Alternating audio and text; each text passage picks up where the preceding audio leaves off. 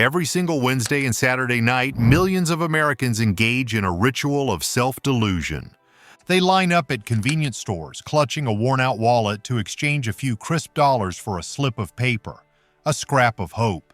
They don't just buy a ticket, they buy 180 seconds of pure, unadulterated fantasy. For those few minutes, they're not stuck in the dead-end job, drowning in debt, or facing eviction. They are a multi-millionaire, the hero of their own story, the one who finally made it. This fantasy is powerful. It's what drives a $100 billion a year industry. But here is the inconvenient truth: the state-run lottery will never print on the back of its tickets. The lottery is not a game of chance, it is a tax on despair. It is a cynical, state-sponsored machine that operates with the full permission of the government, disguised as a philanthropic venture designed to fund schools and pave roads.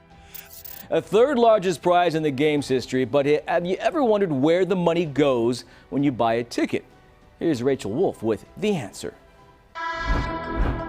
They say it only takes $2 in a dream, but when you buy that Powerball or Mega Millions ticket, where do your $2 actually go? Here's the answer. California Lottery says for every dollar spent, 95 cents goes back into the community, and for every $2 Powerball ticket, about 80 cents goes to public schools. But why does the California Lottery fund education? Well, because you decided that back in 1984. That's when voters approved the California State Lottery Act. So are there rules on how to spend the cash? Not really. It's up to the discretion of each school on how to use the money. How much do schools get? When it comes to K-12 schools and community colleges, it depends on daily attendance. For higher education, it comes down to how many students are enrolled full-time. While we can't tell you the winning numbers, we can tell you where the money goes. The system is rigged, not in the sense that the balls are weighted, but in the sense that the very structure is designed to extract maximum capital from those who can least afford to lose it. The lottery does not solve poverty, it preys on it. This is the story of how the greatest financial dream in America became its worst financial nightmare. It's the story of the winners who went bankrupt, the revenue that never made it to the classroom, and the sophisticated psychological trap designed to keep the poor, poor. To understand the core deceit of the lottery, we have to start with the numbers. The advertised jackpot is a beautiful, enormous number, a seductive quantity of cash guaranteed to change your life. But the truth is buried deep in the infinitesimal chance of actually claiming it. Consider the Powerball, one of America's largest lotteries. The odds of winning the grand prize are roughly 1 in 292.2 million. Think about that for a moment. To contextualize this statistical absurdity, consider the following probabilities. The odds of being killed by a shark in your lifetime? 1 in 3.7 million. The odds of being struck by lightning this year? 1 in 1.2 million. The odds of being dealt a perfect 26 card hand in bridge? 1 in 54 quadrillion. The odds of dating a supermodel? Astronomically slim, but still likely better than 1 in 292 million. Your chance of winning the lottery is so small that if you bought one ticket every week, it would statistically take 5.6 million years to hit the jackpot. The system isn't designed to make you a millionaire, it is designed to make you a reliable donor to the state's coffers. This leads directly to the core demographic issue: who is actually playing this unwinnable game? It's often referred to, somewhat cruelly but accurately, as the poor tax. The data is undeniable. Multiple studies, including one by Duke University, have shown that households earning less than $30,000 per year spend 4 times more on lottery tickets as a percentage of their income than those earning over $70,000. For the wealthy, a $5 scratcher is an impulse buy. For the poor, it is a regressive tax on their most essential need: hope. This phenomenon is exacerbated during economic downturns. When unemployment spikes and the American dream feels most distant, lottery sales predictably soar. When you have no realistic ladder to climb out of poverty, the lottery becomes the single improbable parachute you cling to. The entire marketing strategy of the Lottery Commission exploits a specific cognitive bias known as the availability heuristic. You never see an advertisement showing 1,000 miserable faces staring at losing tickets. Instead, you see a montage of smiling winners holding oversized checks, followed by the implication, "This could be you." The occasional winner, the 1 in 300 million success story, is broadcast relentlessly, convincing the other 292 million losers that their fantasy is a real possibility. It's a masterful, cynical operation that weaponizes human desperation for state profit. Imagine you have just hit the impossible odds. You hold the winning ticket to a $200 million jackpot. Your problems are over. You are free. The dark irony of the lottery is that for a horrifying number of winners, this moment is not the beginning of financial freedom. It is the beginning of financial and personal ruin. A study by the National Endowment for Financial Education found that roughly 70% of people who receive a large windfall, like a lottery jackpot, will end up broke within a few years. In the world of lottery winners, the rate is often cited as being even higher. They lose it all and often end up worse off than before they won, saddled with new debt, estranged from family, and struggling with addiction or depression. Why does winning the lottery often feel like signing a contract with the devil? Case study: The Fastest Descent. Billy Bob Harrell Jr. Perhaps no story better illustrates the winner's curse than that of Billy Bob Harrell Jr. In 1997, the Assembly of God preacher and former Exxon worker from Texas won $31 million. His life changed overnight, but not in the way he dreamed. Initially, Billy Bob was generous to a fault. He bought houses for family members, paid off debts for friends, and donated to his church. He was a good man who suddenly had too much to give and no ability to say no. Within months, the demands became overwhelming. Relatives, friends, and complete strangers materialized, all with sob stories and hands held out. He became a target, a walking ATM. The constant pressure, the feeling of being hunted, and the financial stress of managing millions, something he had zero training for, crushed him. Less than 2 years after winning, Billy Bob Harrell Jr. divorced his wife and infamously told his financial advisor, "Winning the lottery is the worst thing that ever happened to me." He died in 1999, reportedly alone and penniless, having burned through the $31 million in less than 2 years. Evelyn Adams is another testament to the curse.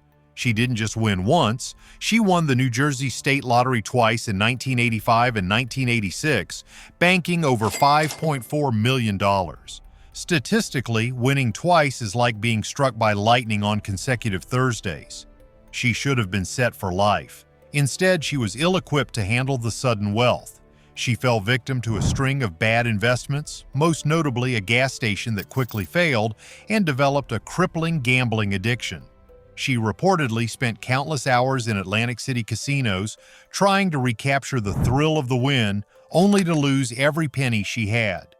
By 2012, Evelyn Adams was living in a rundown trailer park, working a minimum wage job, and had lost every cent of the $5.4 million. The money hadn't fixed her, it had magnified her flaws and made her a sitting duck for predators. The story of Abraham Shakespeare is the most gruesome proof of the danger of sudden wealth. In 2006, the Florida laborer won a $30 million jackpot. You were friends with Abraham? Very much. He was a cleanup guy at my barbershop. A couple weeks passed, and I ain't see him. So I was like, man, where's Abraham at? So I called him. I was like, man, did you come in and clean the bathrooms? You ain't clean the outside yet? He said, I hit the lottery. Like Billy Bob, he was generous and immediately became overwhelmed by people seeking a handout. His life was chaos, a cycle of loans, gifts, and continuous requests. In 2009, he met Dee Dee Moore, who posed as a financial advisor and offered to write a book about his life and help him manage his money. Do you get tired of people asking you for money all the time, Abe? Give me your opinion on it. I've been tired. A year ago. So where do you want to go to? It don't matter to me. I'm not a picky person. Are you going to miss your home? Yep, I miss it, but life goes on. Instead, Moore slowly but systematically drained his bank accounts, convinced him to sign over his mansion, and ultimately murdered him. Shakespeare's body was found buried under a concrete slab behind Moore's property. Abraham went and had a life of drama. a very hard life of drama because of the money. The money was like a curse to him, and now it's become a curse to me. The prize that was supposed to solve his problems ended up making him a target, then a victim. The vast majority of lottery winners choose the lump sum payment. Why? Because the idea of getting $100 million now is far more seductive than receiving $4 million a year for 25 years. But the lump sum is a financial death sentence for the financially illiterate. The state, of course, loves this choice because it allows them to immediately slash the advertised jackpot amount. A $200 million jackpot might only be a $120 million lump sum before taxes. Then the taxes hit. The IRS swoops in, and that $120 million quickly becomes $75 million. A new winner, untrained in budgeting or investment, now has $75 million in a bank account and the sudden overwhelming freedom to spend it. They buy mansions, exotic cars, boats, and businesses they don't understand, surrounded by new friends and predatory financial advisors. The annuity, the slower structured payout, is the fiscally responsible choice. It is a slow drip feed of cash, which limits a winner's ability to immediately destroy their life. But because the lottery sells an instant spectacular escape, the lump sum is always the preferred and most ruinous option. The winner's curse is not a coincidence. It is a predictable result of injecting life-altering wealth into individuals who are structurally and financially unprepared to handle it. The Lottery Commission knows this. They offer a short course on financial planning, but it's a band-aid over a financial artery ready to burst. If the odds are mathematically absurd and the outcomes for winners are statistically tragic, why does the state endorse this system? The answer is simple. The state is the largest, most effective predator in the entire operation. The entire enterprise is built on a moral shield. It's for the children. In nearly every state that runs a lottery, the primary justification is that the profits are earmarked for public education, infrastructure, or senior services. This gives politicians the moral cover to promote a product that is objectively regressive and predatory. We are not exploiting the poor, we are funding schools. But this is perhaps the greatest deception in the entire lottery operation: the myth of the education fund. The problem lies in a concept called fungibility. When lottery profits are directed to education, the state legislature often responds by reducing the general fund allocation to education by a corresponding amount. In other words, the lottery money doesn't add to the education budget, it replaces the money that was already there. Imagine your state allocates $10 billion to schools from general taxes. The lottery then generates $1 billion for education. The legislature subtly reduces the general tax allocation to $9 billion. The total education budget remains $10 billion. The lottery did not fund one new textbook or hire one new teacher. It merely freed up $1 billion of general tax revenue for the state to spend on something else. Perhaps a corporate tax break or a pork barrel project. This accounting trick is well documented. In states like Florida and Texas, for example, education spending per pupil has remained flat or even lagged after the introduction of the lottery. In some cases, the lottery has actually made school funding more volatile, as it relies on unpredictable gambling revenue rather than stable tax income. The politicians win twice. They get to claim they are fiscally responsible advocates for education, and they get to divert general tax revenue to other pet projects, all while the poor sacrifice their limited income for a pipe dream. Contrast the state lottery with any regulated private casino. The casinos are legally obligated to publish their return-to-player RTP percentage. A typical slot machine in Las Vegas has an RTP of 88% to 95%. Blackjack, when played with perfect strategy, is often over 99%. The casino takes between 5% and 12% of the money. Now look at the state lottery. When you gamble, normally a bigger chance of winning means lower payout. So for example, this is familiar from roulette, where if you bet on red or black, you get less money in return than if you bet on a single number, where you get a lot more in return, because your odds of winning with red or black bet is much higher. Similarly, your odds of winning on a Powerball or Mega Millions ticket are very low, about 1 in 300 million. The payout rate, the percentage of all revenue returned to players as prizes, is typically between 50% and 60%. The state, which is supposed to be protecting its citizens, is running a gambling operation that keeps 40% to 50% of the money immediately. This is an RTP so atrocious that no private casino could legally or ethically operate with it. The lottery is, by far, the worst bet in the entire gambling world. The massive chunk of revenue is instantly funneled off for administration, marketing, and the mythical good cause. The state lottery commissions are masters of marketing. Their advertising budget, often tens of millions of dollars, is focused on one thing: maximizing sales from the most consistent customer. The ads feature people talking about paying for college, buying a dream house, and escaping the daily grind. They are designed to trigger the very desperation the lottery claims to be alleviating. One of the most insidious marketing ploys is the scratch-off ticket.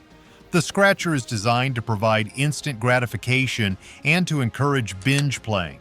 The colorful graphics, the quick reveal, and the constant small wins are engineered to stimulate the brain's reward centers faster and more intensely than a slow, twice-weekly drawing. A person can stand at a gas station counter and cycle through $100 worth of tickets in minutes, fueled by the immediate feedback loop.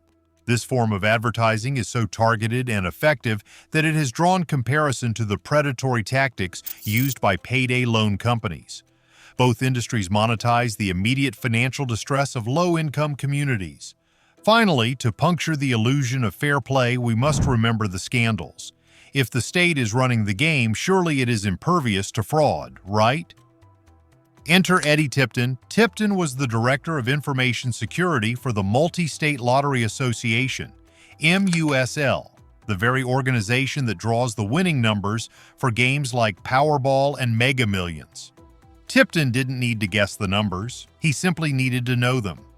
Over nearly a decade, Tipton installed rootkits and self-deleting malware into the random number generators that ensured the winning combinations were in fact random. The software he installed was designed to guarantee that certain tickets bought by him, his brother, or his associates would be the winners, but only on specific dates. He masterminded a scheme that allowed his associates to claim jackpots in multiple states, including Iowa, Colorado, Wisconsin, and Oklahoma, stealing millions of dollars over the course of years. The man entrusted with protecting the integrity of the game was the very man rigging it. The scandal was a horrifying realization that the system, designed to be incorruptible, was fundamentally flawed and susceptible to manipulation by those at the top. I said I was guilty of my own words. So it was about the money and not so much about the conviction. The fact that the lottery is run by the state does not make it safer or more ethical. It simply gives the entire cynical operation an official seal of approval. The state lottery is a marvel of social engineering and reverse wealth redistribution. It is the only product you can buy where the seller, the government, tells you statistically that you are almost certainly going to lose, yet you line up anyway. It takes pennies and dollars from the poorest communities and delivers them into the hands of the state for spending, all while offering a fleeting, impossible fantasy as payment. The odds are unwinnable. The winners are mostly ruined. The profits are rarely used to genuinely help the causes they claim to fund. The American dream promises that hard work and perseverance will lead to success. The lottery promises that pure unearned luck can achieve the same result. But by promoting this financial shortcut, the state is undermining the very economic education and thrift it should be promoting. The lottery isn't a harmless game. It's an exploitative machine. The state doesn't need to rig the balls to win. It simply needs to keep selling hope to the hopeless. And as long as there is desperation, the $100 billion machine will keep running. Just remember this the next time you hold that ticket: you are not buying a dream. You are paying a poor tax, and the state is collecting. The state lottery, the game designed to keep you poor.